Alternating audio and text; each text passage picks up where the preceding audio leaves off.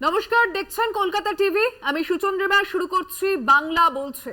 লোকসভা নির্বাচনের প্রথম দফা ভোটের আগে এনআইকে দেওয়া সাক্ষাৎকারে বেশ কিছু বিষয় উত্থাপন করেছেন দেশের প্রধানমন্ত্রী নরেন্দ্র মোদী, যেখানে পরিবারতন্ত্র নিয়ে তিনি কথা বলেছেন। ভয়ের রাজনীতি তিনি পছন্দ করেন না বলেছেন। 10 বছর শুধু ট্রেলার দেখেছে দেশবাসী, এবার আসল বাস্তব আরো অনেক ভালো হবে বলে তার আশ্বাস। প্রথমেই তার পরিবারতন্ত্র থেকে শুরু করে ভয়ের রাজনীতি না পছন্দ করা নিয়ে সেই বক্তব্যটা শুনব। जब मैं कहता हूँ कि मेरे मन में बहुत बड़े बड़े प्लान है और उसके लिए बहुत बड़े बड़े फैसले हैं, किसी को डरने की ज़रूरत नहीं है। मेरे निर्णय किसी को डराने के लिए नहीं है, किसी को दबाने के लिए भी नहीं है। मेरे निर्णय देश के सर्वांगीण विकास के लिए है, जन कल्याण के लिए है। देश के युवाओं के एस्पिरेशंस को मैं देर करना नहीं चाहता हूं, मैं समय बिगाड़ना नहीं चाहता हूं।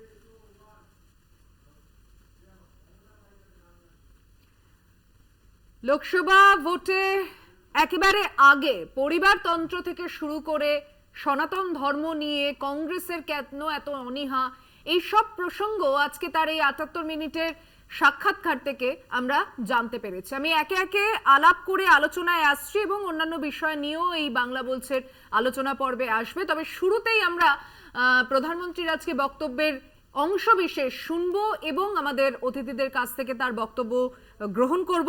তৃণমূল কংগ্রেসের বক্তা আমাদের সঙ্গে রয়েছেন বৈশানর চট্টোপাধ্যায়, স্বাগত জানাচ্ছি আপনাকে। বিজেপির বক্তা রয়েছেন প্রীতম দত্ত, স্বাগত জানাচ্ছি আপনাকে। কংগ্রেসের বক্তা রয়েছেন পার্থ মুখার্জি, স্বাগত জানাচ্ছি আপনাকে। বামেদের বক্তা রয়েছেন তীর্থঙ্কর মুখার্জি, স্বাগত জানাচ্ছি আপনাকে। আমি শুরুতেই আসছি কংগ্রেসের পার্থদার কাছে। দেশে পরিবারতন্ত্রের খোঁচা একদিকে আপনাদেরকে যেমন সহ্য করতে হচ্ছে, ঠিক তেমন ভাবে সনাতন ধর্ম আবার সেই হিন্দুত্বের খোঁচা কংগ্রেসের ঘাড়ে এসে পৌঁছচ্ছে। তেজস্বী যাদব ভোট প্রচারে বেরিয়ে মাছ খাচ্ছেন, দেশের মানুষ কি খাবেন কি পড়বেন সেই নিয়ে উধমপুরের সভা থেকে বক্তব্য রাখলেন। কংগ্রেসের থেকে পাল্টা কি বক্তব্য আসছে এই নিয়ে? দেখুন, আমরা তো এই কথাগুলোই দেশের মানুষের কাছে বলতে চাইছি যে নির্বাচন যখন হয়, যে কোনো রাজনৈতিক দল যখন নির্বাচনে যেতে, তাদের কাজ হচ্ছে পরবর্তী একটা সরকার তৈরি করা, বা বিরোধী দল হলে বিরোধী দলের দায়িত্ব পালন করবে। কিন্তু এখানে ভারতীয় জনতা পার্টির ক্ষেত্রে যেটা বিশেষত্ব হচ্ছে যে তারা নির্বাচনে জেতার পরে শুধুমাত্র যে সরকারটা গড়ে তাই নয়, তারপরেও তাদের অনেক রকম কাজ থাকে। সেই কাজগুলো কীরকম না, দেশের মানুষের উন্নতি ছাড়াও দেশের মানুষ কি খাবে, কি পরবে, কি পড়বে, কি করবে, কি করবে না, এই সমস্ত কিছু, অর্থাৎ মানুষের দৈনন্দিন জীবনে তারা ঢুকে পড়তে চায় এবং সেটাকেই তারা নিয়ন্ত্রণ করতে চায়।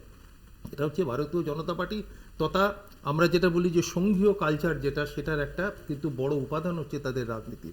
এবারে দেখুন, বারবার যেটা নরেন্দ্র মোদী বলছেন যে পরিবারবাদ পরিবারবাদ পরিবারবাদ। প্রথম কথা, ভারতবর্ষের যারা ইতিহাস জানে তারা জানে যে ভারতবর্ষ পৃথিবীর অন্যান্য, আমি যদি পশ্চিমী দুনিয়ার কথা বলেন বা অন্যান্য আরও উন্নত দেশের যে সমাজ ব্যবস্থা আছে তার তুলনায় আমাদের সমাজ ব্যবস্থা, এখানে পরিবার একটা খুব বড় অংশ থাকে আমাদের জীবনে। আমাদের কাছে পরিবার একটা খুব বড়। হ্যাঁ, এখন কথা হচ্ছে যে সেই পরিবারের সেই সম্পর্কটা নিয়ে আমি দেশের যে রাজনীতি সেটাকে আমি কতখানি নিয়ন্ত্রণ করব। আজকে দেখুন তো, ভারতবর্ষের কোন রাজনৈতিক দলটাতে সবচেয়ে বেশি সংখ্যক এবারও নির্বাচনে দাঁড়িয়েছে যদি দেখেন, বা গত নির্বাচনে যে 303 জন ভারতীয় জনতা পার্টির এমপি জিতেছেন, অন্তত 53 জন ছিলেন যারা কিন্তু তাদের বাবারা বা তাদের আত্মীয় পরিজনেরা কিন্তু রাজনীতির সূত্রেই তাদের পরিচয়, তারা এসছেন। এমনকি তারা কংগ্রেস থেকে ধরুন যারা নিয়েছেন, যেমন ধরুন তারা গান্ধী পরিবারকে নিয়ে তো অনেক কিছু বলেন, কিন্তু সেই গান্ধী পরিবারেরই একটা অংশ ধরুন বরুণ গান্ধী এবং মানেকা গান্ধীকে কিন্তু তাদের প্রয়োজন হয়েছে যে যদি সেই গান্ধী নামটা নিয়ে যদি তারা কিছু করতে পারেন। পারেননি আলাদা করে, আলাদা কথা। কিন্তু কথা হচ্ছে যে তারপর কংগ্রেস থেকে কাদের কাদের নিয়েছেন, ধরুন সিপিএন সিং উত্তরপ্রদেশের, বা ধরুন অশোক চৌহান, নবীন জিন্দাল, এই সমস্ত আপনি যদি দেখেন, অজিত পাওয়ার, এই সমস্ত যতগুলো নেতা তারা নিয়েছেন, প্রত্যেকের কিন্তু একটা পেছনে রাজনৈতিক ইতিহাস আছে, তাদের পরিবারের একটা রাজনৈতিক ইতিহাস আছে। অর্থাৎ ভারতীয় জনতা পার্টি মুখে বললেও, তারা কংগ্রেস মুক্ত ভারতের কথা বললেও আসলে তারা কংগ্রেস যুক্ত আমি আমি আমি আমি তৃণমূল কংগ্রেসের বক্তব্য শুনবো। পরিবারবাদ নিয়ে অপপ্রচার করা হচ্ছে এবং আপনারা এখানে মানুষকে ভুল বোঝাচ্ছেন, বিরোধী দলনেতা এই কথাও বলেছে তৃণমূলের উদ্দেশ্যে। না, আসলে আমি বিজেপি কি বলবো, ডবল স্ট্যান্ডার্ড বলবো না হিপোক্রেট বলবো, যে কোনোর মধ্যে একটা বলতেই হবে।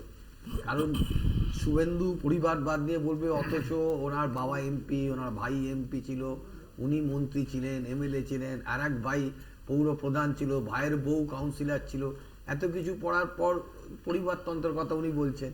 এবার দেশের প্রধানমন্ত্রী বলছেন তার পাশে রাজনাথ সিং বসে, তার রাজনাথ সিং এর ছেলে কিভাবে এসছে, আকাশ বিজয় বর্গীয় কিভাবে এলো, অনুরাগ ঠাকুর কিভাবে এলো, এরকম তো অনেক নাম তালিকা আছে যেখানে বিজেপি পার্টিতে কিছু না করে কেন্দ্রীয় মন্ত্রী হয়েছেন বা এমএলএ এমপি নানান ধরনের জায়গায় গেছেন। দুটো জিনিস, একটা পরিবারতন্ত্র আর একটা হলো ওনাদের এই ওয়াশিং মেশিন, যেটা অন্য দলে থাকলে তাকে করাপ্ট লিডার বলা, আর নিজের পার্টিতে ওয়াশিং মেশিনে ঢুকিয়ে দিলে সে তাকে ধোয়া তুলসী পাতা বলে। এই ধরনের অনেকের নামের আমি সিরিজ অফ নাম আপনাদের কাছে বলতে পারি। বিজেপির মূল ইস্যুটা কি, নির্বাচন করছেন, আপনি বলেছিলেন যে বছরে 2 কোটি বেকার যুবকের চাকরি দেবো, আপনি সেই ইস্যুতে কথা বলছেন না। আপনি বলছেন না কত ব্ল্যাক মানি আপনি রিকভার করে গরিবের অ্যাকাউন্টে 15 লক্ষ টাকা করে দিয়েছেন। আপনি বলছেন না দেশের সন্ত্রাসবাদকে আপনি শেষ করতে পেরেছেন কিনা। আপনি শুধুমাত্র পড়ে আছেন কংগ্রেস বা অন্যান্য বিরোধীদেরকেও আপনি অ্যাটাক করার সময় পরিবারতন্ত্র, অথচ আপনি নিজে সেই পরিবারতন্ত্রের সঙ্গে আপনার পার্টির লোকেরা যুক্ত। আর একটা জিনিস হলো যে ভারতবর্ষের রাজনীতিতে যেটা ওনারা করছেন, আনতে চাইছেন, সেটা হলো যে ধর্মের সঙ্গে রাজনীতিকে মিশ্রিত করে দেওয়া। সনাতন ধর্মতে, আমিও যেরকম হিন্দু পরিবারের সন্তান, কেউ তাই বলে কি ধর্মকে সামনে রেখে আমি ভোট চাইতে পারি? যে আমরা এই ঠাকুরের নাম করে সেখানে ভোট চাইতে পারি? ভোট তো হবে কাজের ভিত্তিতে, উন্নয়নের ভিত্তিতে। এত বিকাশ করে চেঁচাচ্ছেন, অথচ লক্ষ্যটা কিন্তু ধর্মকে ভাঙিয়ে গদি দখল করা। গদিতে 10 বছর থাকার পরেও যে স্পৃহা যে আবার গদিতে ফিরতে হবে, তার জন্য হিন্দু ধর্ম বা সনাতন ধর্মের নাম বলে মানুষকে উস্কে দেওয়া এবং মানুষের কাছে ভাগাভাগির রাজনীতি, যেটা কিন্তু ভারতবর্ষের মূল ধারার সাথে যায় না। ভারতবর্ষের যে বহুত্ববাদ যে ধারা এত বছর ধরে চলছে, 140 কোটি দেশের মানুষকে একটা ছাতার তলায় রাখার যে ধারা, সেই ধারার সাথে কিন্তু এই বক্তব্যটা যায় না। আমি তীর্থঙ্করদার কাছে আসছি। এই যে বলেছেন উনি যে 10 বছর এটা জাস্ট ট্রেলার ছিল এবং ভয়ের রাজনীতিতে তিনি বিশ্বাস করেন না। প্রথমত যে ট্রেলার ছিল ঠিকই বলেছেন, ভুল কিছু বলেন। এটা ভারতবর্ষের মানুষকে স্বৈরতান্ত্রিক শুধু নয়, ফ্যাসিস্ট ধর্মী স্বৈরতন্ত্রের দিকে যাওয়া, তার পূর্ণাঙ্গ রূপ আমরা দেখব যদি ভারতীয় জনতা পার্টি, তো বলছেন না এখন সব মোদী সরকার, এমনকি ইস্তেহারও যেটুকুনি গ্লিমসেস অফ দি ম্যানিফেস্টো যেটুকুনি দেখেছি আমি, মোদি মোদি মোদি করে 61 বার না 62 বার মতন তার ব্যবহার হয়েছে, 56-57 বার। এখন ঘটনাটা হচ্ছে যে আসল কথা হচ্ছে ভারতবর্ষে আজকে উনি প্রথমত হচ্ছে ওনাকে ধন্যবাদ দিচ্ছি এবং আমরা ভাগ্যবান বলে মনে করছি 10 বছরে কতবার প্রধানমন্ত্রী সাক্ষাৎকার দিয়েছেন, এএনআই-কে সাক্ষাৎকার দিয়েছেন, পিটিআই-কে সাক্ষাৎকার দেননি, ইউএনআই-কে সাক্ষাৎকার দেননি, প্রকাশ্য প্রেস মিট করেননি। ভারতবর্ষের পরম্পরা হচ্ছে প্রেস মিট করেন না। ভারতবর্ষের প্রধানমন্ত্রী নিজের মন পছন্দ কিছু মিডিয়া ছাড়া অন্য জায়গায় বক্তব্য রাখেন না। এমনকি বিদেশে গিয়েও তাই হয়েছে, বিদেশে গিয়েও সমস্যা করেছেন, বেছে নেওয়া কয়েকজনের প্রশ্নের উত্তর দেন। তা আমাদের কথা হচ্ছে প্রশ্নগুলোকে এড়িয়ে গেলেন কেন? 10 বছর ধরে ভারতবর্ষের বুকে দাঁড়িয়ে এই মুহূর্তে বড় সমস্যা কি? ভারতবর্ষের সব থেকে বড় সমস্যা বেকারি। ভারতবর্ষের সব থেকে বড় সমস্যা রাষ্ট্রায়ত্ত সংস্থাগুলোকে ক্রমাগত বেসরকারি পুঁজির খাতে তুলে দেওয়া। 30 লক্ষের মতন সরকারি রাষ্ট্র এবং রাষ্ট্রায়ত্ত সংস্থার শূন্য পদ রয়েছে। 3.25 লক্ষ লোক রেলে চাকরি করতে পারে, তার জায়গা নেই। ভারতবর্ষের কি হবে? 35% থেকে আজকে শিক্ষিত বেকারের সংখ্যা 65% এসে পৌঁছিয়েছে। কি হবে তাদের? কি করেছে ভারতবর্ষের সরকার? তার রোডম্যাপ কি করবে? ভারতীয় জনতা পার্টির পক্ষ থেকে কি তার রোডম্যাপ? প্রধানমন্ত্রী কি ভাবছেন? ভারতবর্ষে মহিলাদের মধ্যে ইন্টারনেট ব্যবহারকারীর সংখ্যা মাত্র 25%। যারা ব্যবহার করে তার মধ্যে যে 25% মহিলা, তারা ইন্টারনেট যা ব্যবহার করে তার থেকে তার দ্বিগুণের বেশি ব্যবহার করছে পুরুষ যারা ব্যবহার, যদিও ব্যবহারের সংখ্যা অনেক কম। এটা হতেই পারে ভারতবর্ষের মতন দেশে, সেটা বড় কথা না। আমাদের দেশের শিক্ষা ব্যবস্থা কি হবে? কেন আরএসএস এর হাতে তুলে দেওয়া হচ্ছে সৈনিক স্কুলগুলোকে? ভারতবর্ষের পরম্পরাকে নষ্ট করার চেষ্টা হচ্ছে কেন? আর আমি অবাক হয়ে গেলাম, এবং আমরা বারবার বলেও এটাকে পারা যাচ্ছে না। নির্বাচন কমিশন কি চোখে ঠুলি পড়ে বসে আছেন নাকি? তিনি দেখতে পাচ্ছেন না? সনাতন ধর্ম নিয়ে বা যে কোনো ধর্ম নিয়ে প্রধানমন্ত্রী সাক্ষাৎকার দেবেন নির্বাচন চলাকালীন? প্রধানমন্ত্রী কেন কোনো কারুর পক্ষে, কারুরই যেই হোক, কারুরই ধর্ম নিয়ে কোনো রকম বিভাজনকারী কোনো মন্তব্য কোনো জায়গায় করা উচিত না, তিনি যেই হোক। প্রধানমন্ত্রী যে আইনের ঊর্ধ্বে, তাহলে কেন তার বিরুদ্ধে সুমোটো ব্যবস্থা নিচ্ছে না নির্বাচন কমিশন? তাকে তো বলতে হবে। অনেকগুলোই প্রশ্ন ওঠে যে রামনবমীর আগে যেখানে আশঙ্কা প্রকাশ করা হচ্ছে, রাজ্যের মুখ্যমন্ত্রী তিনিও আশঙ্কা প্রকাশ করেছে, তার আগে এই ধরনের বক্তব্য। আমি প্রীতমের কাছে আসবো এই নিয়ে, এবং আরো অংশবিশেষ শোনানোর রয়েছে। গুরুত্বপূর্ণ কথা তিনি বলেছেন বন্ড নিয়ে। বিজেপি কিভাবে বন্ডের যে অংশ পাচ্ছে এবং যে গোষ্ঠীর থেকে পাচ্ছে তার বিবৃতি তিনি দিয়েছেন একটি বেসরকারি সংস্থাকে দেওয়া সাক্ষাৎকারে দেশের প্রধানমন্ত্রী। শুনবো, একটা বিরতি নিয়ে ফিরছি এক্ষুনি। বাংলা বলছেতে সঙ্গে থাকবে।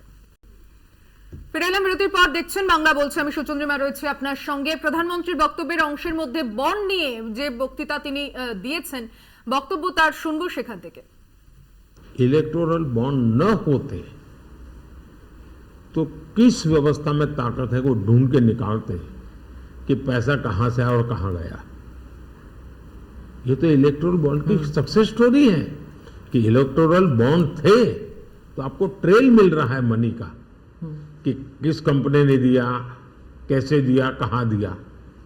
अब उसमें अच्छा हुआ बुरा हुआ वो विवाद का विषय हो सकता है, इसकी चर्चा हो। मुझे जो चिंता है वो, मैं ये कभी नहीं कहता हूँ निर्णय में कोई कमी नहीं होती है, निर्णय तो चर्चा कर सीखते हैं, सुधारते हैं, इसमें भी सुधार के लिए बहुत संभावना है। लेकिन आज हम पूरी तरह काले धन की तरफ देश को धकेल दिया है, और इसलिए मैं कहता हूँ सब लोग पछताएंगे। जब बात में ईमानदारी से सोचेंगे सब लोग पछताएंगे। अब देखिए इलेक्टोरल बॉन्ड का भी विशेषता देखिए कैसा झूठ चल रहा है। कुल देश में 3000 कंपनियों ने इलेक्टोरल बॉन्ड दिए हैं। उसमें 3000 में 26 कंपनियां ऐसी हैं जिन पर कार्रवाई हुई है।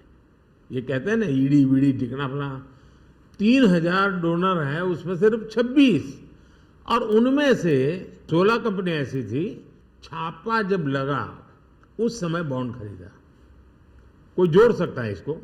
अगर बॉन्ड खरीदा, लोग ये जोड़ रहे हैं, उसकी विशेषता ये है कि ये जो 16 कंपनियों ने बॉन्ड खरीदा उसमें से 37 पैसा अमाउंट बीजेपी को डोनेशन में मिली। 37, 63% बीजेपी के विरोधी पार्टियों को मिली। প্রীতম, এরপরে আর কোনো প্রশ্ন নয়, আপনার জবাব চাইছি আমি। না, প্রথম তো নেপোটিজম নিয়ে কথা হলো, পরিবারবাদ নিয়ে কথা হলো। ভারতীয় জনতা পার্টি ব্যাপারটা ক্লিয়ার করতে চায়। দেখুন, আজকে যদি আমরা কংগ্রেসের এরপরে জেনারেল সেক্রেটারি কে হবে, প্রেসিডেন্ট কে হবে, চেয়ারম্যান কে হবে, আমরা যদি জিজ্ঞেস করি পাবলিক থেকে শুরু করে আজকে যারা নতুন ভোটার তারা সবাই জানে তারা কারা হবে, গান্ধী পরিবার থেকেই হবে। আমরা যদি আজকে তৃণমূল কংগ্রেসের জিজ্ঞেস করি যে এরপর চেয়ারম্যান কে হবে, জেনারেল সেক্রেটারি কে হবে, আমরা জানি ব্যানার্জি পরিবার থেকেই হবে। তো এইটাইকেই বলে পরিবারবাদ। ডিসিশন মেকিং বডিটা একটা পরিবার থেকে হচ্ছে, পার্টিটাই চলছে একটা পরিবার থেকে, যা হচ্ছে পরিবার থেকে। তো আর আপনি একটা কারো সন্তান হয়ে সেখানে আপনি নিজের পরিশ্রমে একটা জায়গায় পৌঁছলেন, তারপর আপনি কোনো পার্টির টিকিট পেলেন, তারপর আপনি রাজনীতিতে প্রতিষ্ঠা হলেন, সেটা আলাদা বিষয়, সেটা নিয়ে ভুলিয়ে ফেলবেন না। সেকেন্ড হচ্ছে যে আপনারা বললেন ধর্ম নিয়ে নাকি কথা বলেছে। দেখুন, আজকে ভারতবর্ষ একটা বড় দেশ, যেটাকে আমরা ধর্মনিরপেক্ষ দেশ বলি, সেখানে সবচেয়ে বৃহৎ ধর্ম যেটা সবাই প্র্যাকটিস করে সেটার নাম হিন্দু ধর্ম, যেটা তারপরেই তার নাম মুসলিম ধর্ম। তো এইটাকে নিয়ে যদি কেউ কথা বলে এবং তাদের যদি ইস্যুগুলোকে অ্যাড্রেস করে, যেমন রাম মন্দির 550 বছর ধরে একটা জিনিস হয়নি, এটাকে তো এর আগে যারা 64 বছর রাজত্ব করেছিলেন তারাও তো এটাকে সলিউশন করতে পারেন। রাজীব গান্ধী প্রথম রাম মন্দির তালা খুলেছিলেন, তারা তো এটা অ্যামিকেবলি সলিউশন করতে পারতেন। যখন রাম মন্দিরটা কোনো বিনা রক্তপাতহীন একটা রাম মন্দির প্রতিষ্ঠা হয়ে গেল, এটাকে নিয়ে তো আর কোনো ইস্যু হতে পারে না, এটাকে নিয়ে তো কোনো ডিবেট হতে পারে না। রাম মন্দির তো হয়ে গেছে। যেমন সোমনাথ মন্দির হওয়ার সময় তখনকার তৎকালীন প্রধানমন্ত্রী নানা রকম বিষয় আছে, আপনারা জানেন, আমি ওগুলো বিষয় যেতে চাই না। রাজেন্দ্র প্রসাদ এবং বল্লভভাই প্যাটেল গিয়ে উদ্বোধন করেছিলেন, তখনকার প্রধানমন্ত্রী সেটা বলেছেন যেতে হবে না। তো সেরকমই রাম মন্দির যখন হয়েছে, যখন সবাইকে মানে আপনার ট্রাস্ট থেকে নেমন্তন্ন করা হয়েছে, তখন ওনারা আসেননি, সেটা ওনাদের ব্যাপার, সে ওনার ভক্তি আস্থা ওনাদের ব্যাপার, সেটা নিয়ে আমাদের কোনো বক্তব্য নেই। কিন্তু শঙ্করাচার্যরা এসেছিলেন? দাদা প্লিজ, আমি আপনার সঙ্গে বলিনি, না আমি আপনার সঙ্গে বলিনি। এরকম অনেক তারপর শঙ্করাচার্য অনেক রকম ইন্টারভিউ আছে, সেগুলোও দেখে নেবেন, একটা বললে শুধু হবে না। সেকেন্ড হচ্ছে আপনার কি বললেন, তারপরে বলছেন জব।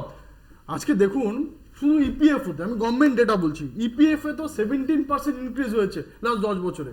তো আজকে যদি ইপিএফওতে ইনক্রিজ হয়, তার মানে কি এমপ্লয়েড প্রভিডেন্ট ফান্ড ইনক্রিজ হয়েছে, মানে গভর্নমেন্ট জবে ইনক্রিজ হয়েছে, তাহলে গভর্নমেন্ট জব বেশি হয়েছে, জব জেনারেট হয়েছে। আর আমি বলছি আজকে প্রায় 1.5 লাখ, একটা উদাহরণ দিচ্ছি, 1.5 লাখ কিলোমিটার রাস্তা এক্সট্রা হয়েছে, 99% রেলওয়ে ইলেকট্রিসিটি প্রায় হয়ে গেছে, প্রায় আপনার এতগুলো আইআইটি হয়েছে, এতগুলো এইমস হয়েছে, এতগুলো আপনার কলেজেস হয়েছে, এতগুলো ইউনিভার্সিটি হয়েছে। তো সেখানে শ্রমটা হয়েছে পুরো যদি আপনি ধরেন, তাহলে সেই শ্রমটাও তো যদি আমরা অর্গানাইজ সেক্টরে করি, তাহলে তো সেটা জব অপরচুনিটি পেয়েছে। এবং সেটা যদি আমরা দেখি, তাহলে দেখবো আমরা যে প্রমিস করেছিলাম 2 কোটির বেশি চাকরি, তার থেকে বেশি হয়ে গেছে। আমরা এবার বলছি আপনাকে, এই আপনারা বলেন যে আজকে দেখুন আমরা যে স্টার্ট আপ বলি, স্টার্ট আপে আমরা প্রায় 5th জায়গায় আছি পুরো বিশ্বে, যেখানে নতুন নতুন কোম্পানিরা আজকে এসে তারা উদ্ভাবনী শক্তিতে, ইনোভেশনে নানা রকম কোম্পানি তৈরি করে আজকে ভারতবর্ষের ইকোনমিতে তাদের কন্ট্রিবিউশন করেছেন। তো আজকে প্রত্যেকটা জায়গায় আমাদের যদি তারপরে 80 কোটি মানুষকে ফ্রিতে রেশন দিতে হচ্ছে। দেখুন আজকে 80 কোটি মানুষকে ফ্রিতে রেশন দিতে হচ্ছে, তার কারণ একটাই, যে আমাদের করোনার মতো সময় একটা অবস্থা তৈরি হয়েছিল, যেখানে মানুষের মনে হয়েছিল যে আজকে আমাদের এই যদি 80 কোটি রেশনটা আমরা দিতে পারি, তাহলে অনেকটা মানে অনেক করোনার পর আমাদের প্রতিবেশীদের জিডিপিটা একবার গুগল করে নিন, সচ্ছলতা আমাদের প্রতিবেশীদের জিডিপিটা একবার গুগল করে নিন। করোনার পরে যেই বড় বড় পণ্ডিতরা, বড় বড় ইকোনমিস্টরা যখন বলেছিল, তারপরে দেখা গেছে যে আজকে ভারতবর্ষ হাইয়েস্ট জিডিপি গ্রোথে এগোচ্ছে, আজকে প্লাস হাইয়েস্ট জিডিপি গ্রোথে এগোচ্ছে। আজকে আমরা যে 5th ইকোনমিতে ছিলাম, তা আমরা 4th চলে গেছে, নেক্সট টার্গেট হচ্ছে ওয়ার্ল্ডের মধ্যে 3rd চলে যাওয়া। তো সুতরাং আমরা ডেলিভারি করেছি, আমাদের যদি আপনি ম্যানিফেস্টো দেখেন, সেখানে দেখবেন আমরা কি লাস্ট 10 বছর ডেলিভারি করেছি, সেটাও যেমন দেওয়া আছে। এরপরে আমরা 10 বছর কি করব, সেটাও আমরা দিয়েছি। এবং প্রধানমন্ত্রী বারবার বলছেন যে আমাদের যখন নেক্সট 100 বছর আমাদের পূরণ হবে 2047-এ, তার যে একটা ভিশন, তার ভিশন কি হবে,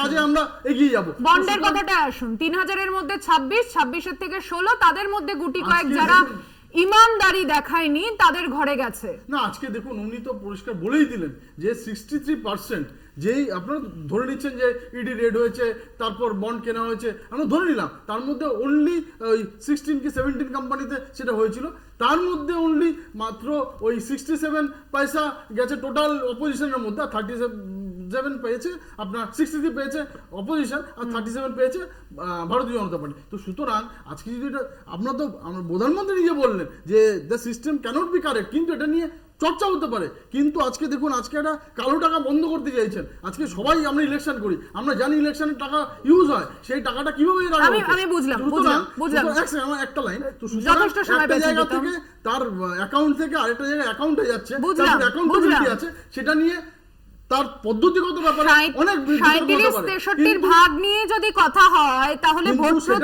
পদ্ধতিগত আছে, প্রচারে বিরোধী 2 নেতা কপ্টারে চললেই তাদের ঘাড়ের ওপর নিঃশ্বাস ফেলতে হবে, আয়কর দপ্তরের আধিকারিকদের দিয়ে হানা করাতে হবে।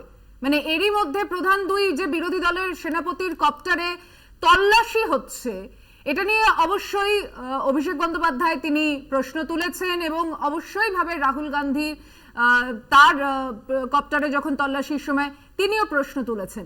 এই প্রসঙ্গটাই আমি আসবো এবং অতিথিদের কাছে পরবর্তীতে এই নিয়ে আমি আলোচনায় নেব। একটা ছোট্ট বিরতি নিয়ে ফিরছি এক্ষুনি বাংলা বলছেতে, সঙ্গে থাকবেন। ফিরে এলাম বিরতির পর। বিরতিতে যাওয়ার আগে যে প্রসঙ্গ উত্থাপন করে গিয়েছিলাম, এই লোকসভা নির্বাচনের একেবারে ঘাড়ের উপর নিঃশ্বাস ফেলার আগেই মধ্যে 2 প্রধান বিরোধী দলের সেনাপতির কপ্টারে পরপর তল্লাশি। রবিবার অভিষেকের কপ্টারে আয়কর তল্লাশি, সোমবার রাহুল গান্ধীর কপ্টারে তল্লাশি নির্বাচন কমিশনে। অভিষেক বন্দ্যোপাধ্যায় কপ্টারে তল্লাশির ঘটনায় দক্ষিণ কলকাতার ডিইওর কাছে রিপোর্ট তলব মুখ্য নির্বাচনী আধিকারিকের দপ্তরের। প্রথম দফার ভোটের আগে দুই বিরোধী নেতার কপ্টারে তল্লাশি নিয়ে তুমুল শোরগোল।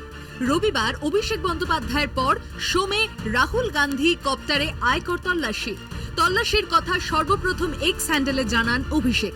দাবি করা হয়েছে অভিষেকের কপ্টারে কিছুই পায়নি আয়কর আধিকারিকরা। এ বিষয়ে কমিশনকে অভিযোগ চিঠি দিয়ে জানানো হয়েছে। নির্দিষ্ট দুই অফিসারের নাম করে অভিযোগ করা হয়। অভিষেকের কালকে একটা মিটিংয়ে যাওয়ার কথা ছিল, হেলিপ্যাডে চলে গিয়ে ইনকাম ট্যাক্স বাবুরা হেলিপ্যাডে নাকি হেলিকপ্টারে নাকি সোনার টাকা নিয়ে আসছে। আমরা করি না, ওটা বিজেপিরা করে।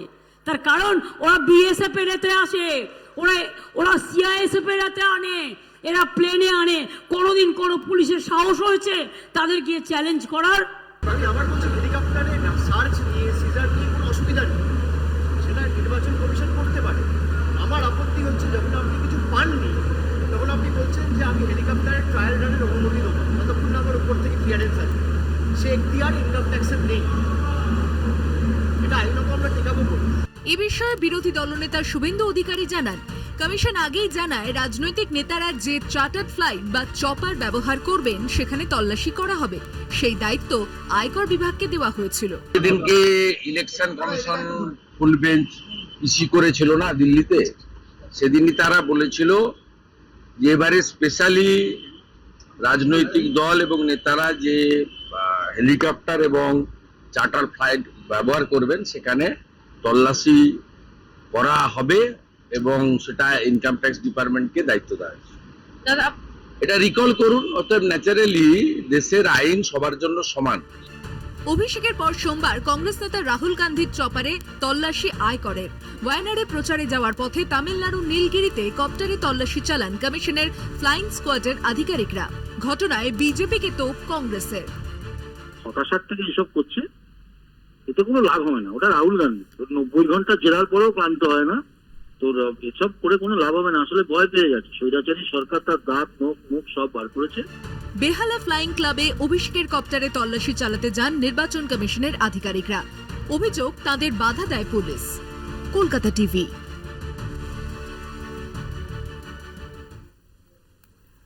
একদিকে প্রধানমন্ত্রী কালোধন ফেরত এলে নির্বাচনী বন্ড প্রকল্প নিয়ে বিরোধীদের তিনি কড়া জবাব দিয়েছেন। অন্যদিকে দুই প্রধান দলের বিরোধী দলনেতা তাদের কপ্টারে এইভাবে তল্লাশি চালানো হচ্ছে। রাহুল গান্ধী বন্ড নিয়ে তিনি প্রতিক্রিয়া দিয়েছেন, একবার শোনাবো। इलेक्टोरल बॉन्ड की बात पता क्या है, उसमें ना जरूरी बात है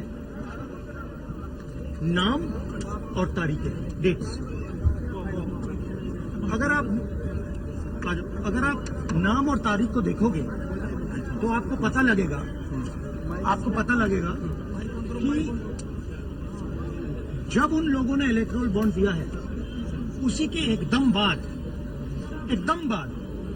उनको या तो कॉन्ट्रैक्ट मिला है या फिर जो सीबीआई का उन पर इंक्वायरी हो रही थी वो हटाई गई। तो ये प्रधानमंत्री पकड़े गए हैं, इसीलिए ये एएनआई को इंटरव्यू दे रहे हैं। मैं बता रहा हूं, सुनो, ये पकड़े गए हैं। ये दुनिया का सबसे बड़ा एक्सटॉर्शन स्कीम है और इसके मास्टरमाइंड नरेंद्र मोदी जी। अगर आप उनकी आंखों में देखें, मैंने देखा नहीं है, मगर अगर आप उनके एएनआई के इंटरव्यू में उनकी आंखों में देखेंगे तो आपको वो झलक दिख जाएगी। आप प्रधानमंत्री से कहिए कि वो ये समझा दें कि एक दिन सीबीआई की इंक्वायरी शुरू होती है, उसी के एकदम बाद उनको पैसा मिलता है और उसी के एकदम बाद सीबीआई इंक्वायरी बंद हो जाती है। पहले ये समझाएं। অর্থাৎ আপনারা অভিযোগ করেন না তারপরে পালিয়ে যান, অনুশোচনা বোধ হচ্ছে না আপনাদের? মানে সৎ প্রতিফলন হলে তো এটা ভালো লাগারই কথা। 63% বিরোধীদের মধ্যে ভাগ হচ্ছে, দেশের প্রধানমন্ত্রী বলছেন এমন। তো ব্যাপার হচ্ছে যে প্রধানমন্ত্রী আমাদের, আমি বলছি না যে মিথ্যে কথা বলেন, কেননা সেটা খুব শুনতে খারাপ লাগে। আমি যদি বলি আমার দেশের প্রধানমন্ত্রী মিথ্যেবাদী, এটা একদমই বলা উচিত নয়। যে না, আমি বলছি না, আমি বলছি আমার দেশের প্রধানমন্ত্রী সত্যি কথা বলেন না। যাই হোক, কথাটা হচ্ছে যে 63 কি 37 আমার মনে হয় সেটা আজকে ভারতবর্ষের সামান্যতম যারা রাজনীতি নিয়ে চর্চা করেন তারাও আজকে জানেন যে সংখ্যাটা কত, আর কোন কোম্পানির সঙ্গে কখন কি কীরমভাবে লেনদেন হয়েছে, টাকা দেওয়ার আগে কোন কোম্পানির বিরুদ্ধে কি তদন্ত হচ্ছিল, তারপরে টাকা নেওয়ার পরে তাদের সেই সমস্ত তুলে নেওয়া হয়েছে। এই সমস্ত আমার মনে হয় আলাদা আলাদা করে প্রচুর অনেক উদাহরণ আছে, সেগুলো আলাদা করে বলে লাভ নেই। কিন্তু ঘটনা হচ্ছে যে যেটা আজকে সবার সামনে যেটা বলেছি, আবারও যেটা বলছি, হ্যাঁ বামেরা যেমন প্রথম থেকে নেননি, আমরা নিয়েছি কেন টাকার দরকার নির্বাচনে। বামেদের কিন্তু একটা দল চালাবার জন্য যে অর্থ লাগে তার একটা কিন্তু সোর্স আছে, বামেদের একটা ওটা নিজস্ব ওদের পদ্ধতি আছে, সেটা নিয়ে প্রশ্ন তুলতে পারেন, সেটা নিয়ে আপনি প্রশ্ন চিহ্ন রাখতে পারেন, কিন্তু তাদের একটা পদ্ধতি আছে যে পদ্ধতিটা সাধারণভাবে কিন্তু অন্য ভারতবর্ষের রাজনৈতিক দলগুলোর নেই। ফলে আমাদের কিন্তু টাকা লাগবে। আমরা কিন্তু প্রথম থেকে যেটা বলে এসেছি যে টাকাটা কারা দিচ্ছে এটা কিন্তু সবার সামনে আসা উচিত। এটা যেটা সমস্যা হয়েছে, যেমন আমরা ধরুন প্রায় 1200-1250 কোটির মতো আমরা পেয়েছি, তার মধ্যে আমরা 50% টাকা আমরা জানি কার থেকে পেয়েছি, কিন্তু বাকি 50% আমরাও কিন্তু আমাদের কাছেও কিন্তু একদম হাতে হাতে কিন্তু আমাদের কাছে রিপোর্ট ছিল না যে সেই টাকাগুলো কারা আমাদের দিয়েছে, কখন দিয়েছে। এটা কিন্তু ঘটনা, এবং যার জন্য আমরা বারবার স্টেট ব্যাংকের কাছেও আমরা বলেছিলাম যে আমাদের এগুলো জানাও, কেননা যেহেতু ইনকাম ট্যাক্স থেকে বা অন্য যে কোনো দপ্তর থেকে যে কোনো সময় তো প্রশ্ন করতেই পারে, কেননা যেহেতু এই সরকারটাকে আমরা দেখছি যে আপনাকে টাকাটা দিয়ে কিন্তু আবার ওই ইনকাম ট্যাক্সকে লেলিয়ে দেবে। মানে এই তল্লাশিগুলো কি যে কোনো সময়, যে কোনো, এখানে যেটা সবচেয়ে ভয়ের ব্যাপার, আমি একটা উদাহরণ, এই যে ধরুন অভিষেক বন্দ্যোপাধ্যায় আমার রাজনৈতিক বিরোধী, কিন্তু অভিষেক বন্দ্যোপাধ্যায়ের এতে তল্লাশি হলো, রাহুল গান্ধীর এতে তল্লাশি হলো, আমার কিছু বলার নেই, আরো অন্যদের হোক, এটাই তো হওয়া উচিত। সবচেয়ে যেটা ভয়ের কথা সেটা হচ্ছে যে আজকে যদি কিছু রেখে দেয়, তৃণমূল কি এক কথাই বলবে? জাস্ট 10 সেকেন্ড দিন, আপনার নিশ্চয়ই মনে আছে যে আমেরিকার বিখ্যাত আর্সেনাল যে কোম্পানি যারা এই সমস্ত কম্পিউটার নিয়ে যারা পরীক্ষা নিরীক্ষা চালায়, তারা রিপোর্ট দিয়েছিল কি যে স্ট্যান স্বামী এবং সুরেন্দ্র গ্যাডগিল এদের কম্পিউটারের মধ্যে এনআইএ কনফিসকেশন করার পর তাদের কম্পিউটারের মধ্যে এনআইএ ঢুকিয়ে দিয়েছে ওই ম্যালওয়্যার গুলো। তো আজকে এই রকম যদি কোনো আইইডি, কোনো বম যদি রেখে দেওয়া হয়, তাহলে মাঝ আকাশে যদি এটা উড়ে যায়, তারপর বলে দেবে যে এটা অ্যাক্সিডেন্ট, নিজেরাই করেছে, শেষ 10 সেকেন্ড বোধহয় হয়ে গেছে অনেকক্ষণই। না, একটা জিনিস স্পষ্টভাবে বোঝা যাচ্ছে যে আমরা যেটা দাবি করেছিলাম তৃণমূল কংগ্রেস থেকে যে এনআইএ ডিজি আর এসপি কে বদলানো হোক, সেটাকে মানে একটা পাল্টা হিসাবে কালকে একটা ইনকাম ট্যাক্সকে দিয়ে পাঠিয়ে দেওয়া হয়েছিল। আমরা যে জিতেন তেওয়ারির যে সিসিটিভিটা বা যেটা ভিজিটার্স বুকটা আমরা দিয়ে বলেছিলাম জিতেন তেওয়ারি এসপির বাংলোয় গেছে প্যাকেট নিয়ে, তাকে সেটা তদন্ত চেয়েছিলাম, তাকে ট্রান্সফার চেয়েছিলাম। তো আমি একটা আপনাকে বলবো যে প্রত্যেকটা ব্যাগ খুলে খুলে তল্লাশি হয়েছে, কিছু পাওয়া যায়নি, তাহলে ট্রায়াল রানটা আটকে রাখা হলো কেন? এই যে income tax, ED, CBI, NIA, এই যে সেন্ট্রাল এজেন্সিগুলো আছে, এই যে সেন্ট্রাল এজেন্সিগুলোকে যদি রাজনৈতিক প্রতিহিংসার জন্য ব্যবহার করা হচ্ছে, এটা যে আমরা বারবার অভিযোগ করেছিলাম, কালকে কপ্টারের তল্লাশিটাতে এটা কিন্তু প্রমাণিত হয়ে গেছে। কারণ এটা বারবার করে এরপরেও যদি বিজেপি বলে যে না আমরা সেন্ট্রাল এজেন্সিকে ব্যবহার করি না রাজনৈতিক প্রতিহিংসাকে চরিতার্থ করার জন্য। একটু আগে প্রধানমন্ত্রী বলছিলেন একটা সাক্ষাৎকারে যে আমাদের দলের, যেখানে নির্মলা সীতারামনের হাজবেন্ড বললেন যে সবচেয়ে বড় দুর্নীতি পৃথিবীর সেটা এই ইলেকট্রাল বন্ড, উনি 47% টাকা একা বিজেপি পেয়েছে, সেটাকে আজকে বলছিলেন 37%, উনি সেটাকে বলছিলেন। এখন এইটার ব্যাপার হলো যে উনি ওনার নিজের দলকে, ওনার রাজনীতিকে আড়াল করার জন্য উনি নানান ধরনের কথার জাগলারি করছিলেন, কিন্তু ওনার দল যে যাদের বাড়িতে রেড করেছে, কোম্পানিগুলোকে রেড করেছে, সেই কোম্পানিগুলোকে বিভিন্ন এজেন্সি চাপ দিয়ে তারপরে তো তাদের থেকে ফান্ড নেওয়া হয়েছে বিজেপি পার্টিতে। এটা কিরকম হলো যে সিবিআই আর ইডি আর ইনকাম ট্যাক্স একটা জায়গায় রেড করলো, তারপরে তার বিরুদ্ধে সমস্ত তদন্ত বন্ধ হয়ে গেল যেই সে বিজেপি ফান্ডের চাঁদা দিয়ে দিল। এটা কাগজেও বেরিয়েছে বড় করে যে বিজেপি পার্টি কোন কোন কোম্পানিকে কিসের যেখানে ওই সুড়ঙ্গ তৈরি করার কোম্পানিটা, সেখানে ওটা ও বন্ধ, ওরাও তো ফান্ডের টাকা দিয়েছে বিজেপি। যারা ব্রিজ ভেঙে গেছে সেই কোম্পানিও দিয়েছে বিজেপি পার্টির ফান্ডে। আজকে উনি দাঁড়িয়ে বলছেন যে এইটা পদ্ধতিগতভাবে এটা আলোচনা হতে পারে। কিন্তু তাহলে তো উনি তো এটা প্রমাণ করে দিয়েছে যে ওরা কেন্দ্রীয় সরকারে থাকাকালীন বিরোধীদেরকে হেনস্থা করছে সেন্ট্রাল এজেন্সিকে, আর ফান্ড তোলার জন্য সেন্ট্রাল এজেন্সিগুলোকে ব্যবহার করছে বিজেপির পার্টি ফান্ডকে দেখা মোটা যাক, করার জন্য। দেখা এটা যাক। ক্লিয়ার হয়ে গেছে। উনি বলেছেন সৎ প্রতিফলন second হলে পেয়ে গেল প্রত্যেকে এটির জন্য অনুশোচনা করবে। আসছি পরের দুই বক্তার কাছে, একটা ছোট্ট বিরতি নিয়ে ফিরছি এক্ষুনি বাংলা বলছেতে, সঙ্গে থাকবেন। ফিরে এলাম বিরতির পর, দেখছেন বাংলা বলছে। আমি তীর্থঙ্করদার কাছে আসছি। প্রধানমন্ত্রী বলছেন যে দেশের শীর্ষ আদালতের নির্দেশ মোতাবেকই হচ্ছে। বন্ড নিয়ে তার পরিষ্কার কথা, যারা দিয়েছে তাদের কাছে পরে, কেউ কেউ তার মধ্যে এই যে ভিজিলেন্সের তৎপরতায় যাদের নাজেহাল হতে হয়েছে, কেউ কেউ পরে পেয়েছে, ওটা কাকতালীয়। আর প্রধানমন্ত্রী কি করে একটা প্রথমত বেসরকারি সংস্থাকে, সংবাদ সংস্থাকে দিচ্ছেন, সে ঠিক আছে, দেন না, এটাই হচ্ছে ফ্যাসিস্টদের লক্ষণ। সেটার জন্য না, প্রধানমন্ত্রী কি করে সুপ্রিম কোর্ট যেটাকে অসাংবিধানিক বলে আখ্যা দিল এই আইনটার ক্ষেত্রে, সেটাকে ডিফেন্ড করছেন। প্রধানমন্ত্রী ডিফেন্ড করছেন এইগুলোকে, যে সমস্ত ওষুধ কোম্পানিগুলো, আরে বিজেপি হোক, তৃণমূল হোক, কংগ্রেস হোক, সিপিএম হোক, কোনো রাজনীতি করে না, সে লোকটা হোক, সে লোকটা তো মানুষ রে বাবা। সেই মানুষ, সেইখানে গুজরাটে, আমি অন্যগুলো সব বাদ দিলাম, গুজরাটের ওষুধের ড্রাগ কন্ট্রোলার ডিপার্টমেন্ট থেকে যে ওষুধটাকে বলা হলো যে এটা হচ্ছে নিম্নমানের ওষুধ নির্দিষ্ট করা হলো, আমি অন্য সবগুলোকে বাদ দিলাম, সেই ওষুধ কোম্পানিটা বন্ড কিনে অর্থের বিনিময়ে তারপরে সেই ওষুধটাকে, নিম্নমানের সেই ওষুধগুলোকে চালাতে শুরু করে দিল।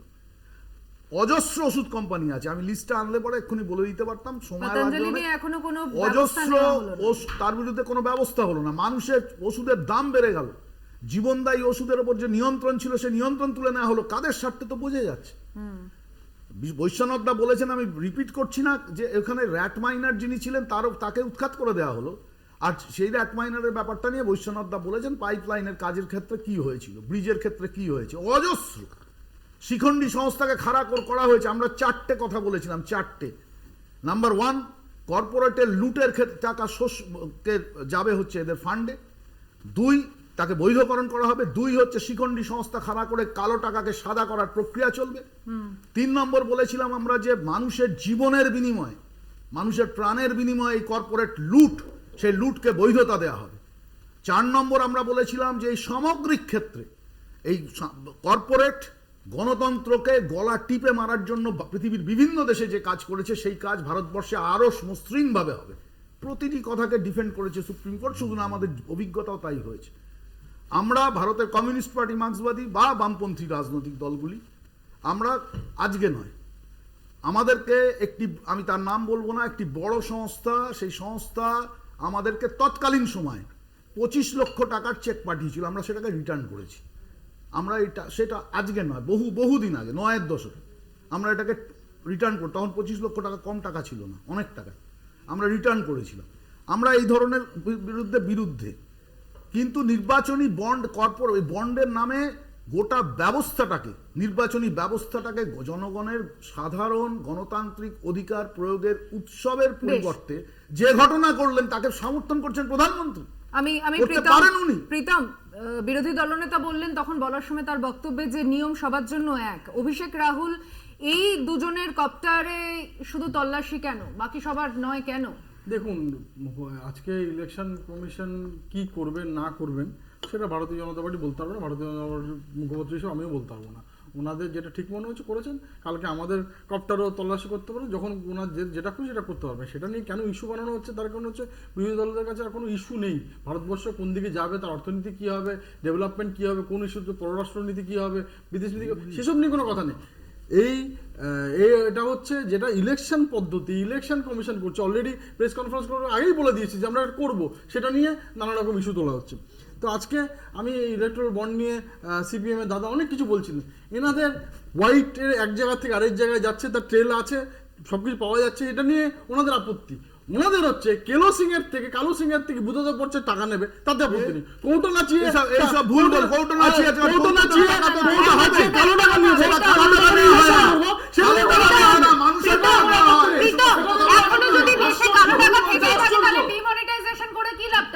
আজকে ডিমোলিশন করে কি লাভ হলো সেটা আজকে কাশ্মীরে গেলে দেখতে পারবেন। আর তো একটা অব্দি মানুষ ঘুরছে, সেখানে স্টোন পেন্টিং বন্ধ হয়ে গেছে, স্টোন পেন্টিং আর হয় না, সেটা আমরা দেখতে পেয়েছি। স্টোন পেন্টিং ইজ অ্যাবলিশড, ওটা হচ্ছে না। যে টাকা দিয়ে মানুষকে ছোড়া হতো, আজকে জঙ্গিদের বাচ্চাদের ইউজ করা হতো, সেটা আজকে বন্ধ হয়ে গেছে।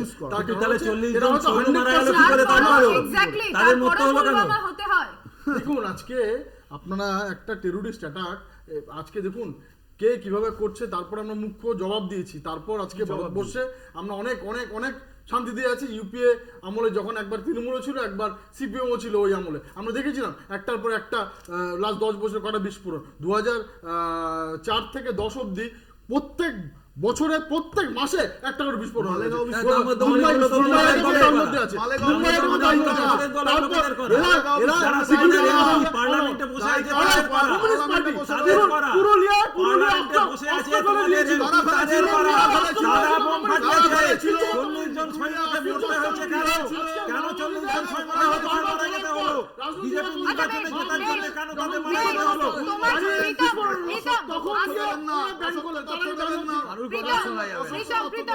সরকারের উন্নয়ন নিয়ে যদি কথা বলা, তুমি তো বললে উন্নয়ন নিয়ে কথা বলা, সনাতন ধর্ম থেকে নির্বাচনী বন্ড, এত কিছুর মধ্যে শুধু ট্রেলারের প্রসঙ্গ এলো।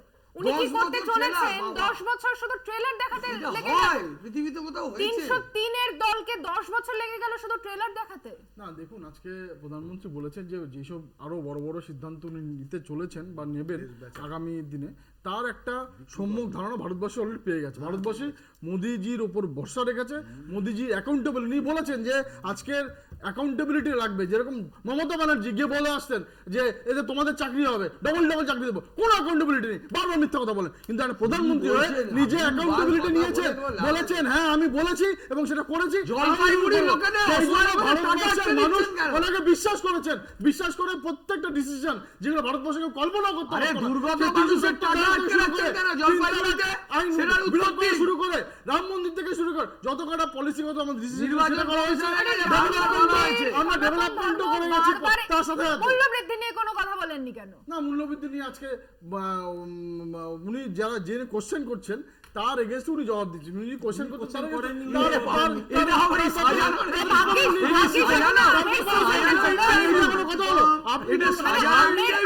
সিজনটা ভরপুর ভাবে চলে আসেনি ভাগ্যিস, এটাও তাহলে আমাদের ভাগ্যই বলতে হবে। একটা ছোট্ট বিরতিতে যাচ্ছি, ফিরছি এক্ষুনি বিরতির পর। বাংলা বলছেতে সঙ্গে থাকবেন। ফিরে এলাম বিরতির পর, দেখছেন বাংলা বলছে। রামনবমী আসন্ন এবং তার আগে এ রাজ্যে কিছু আশঙ্কা প্রকাশ করেছেন গন্ডগোল বাধার রাজ্যের মুখ্যমন্ত্রী। কি বলেছেন তিনি এই প্রসঙ্গে শুনবো। আপনাদের এখানকার যিনি প্রার্থী, তিনি বোয়া কলমে একজন বড় গুন্ডা সর্দার। সুতরাং মানে আমাদের সর্দারজি না, গুন্ডাদের মাফিয়াদার। সর্দার কথাটা আমি উইথড্র করলাম, গুন্ডার মাফিয়াদার। তিনি কিন্তু আবার আগুন লাগাবেন, তিনি কিন্তু আবার ওই গুলি চালিয়ে দেবে আগের বার শীতলকুচির মতো। তিনি কিন্তু আবার আপনাদের বিপদে ফেলবে।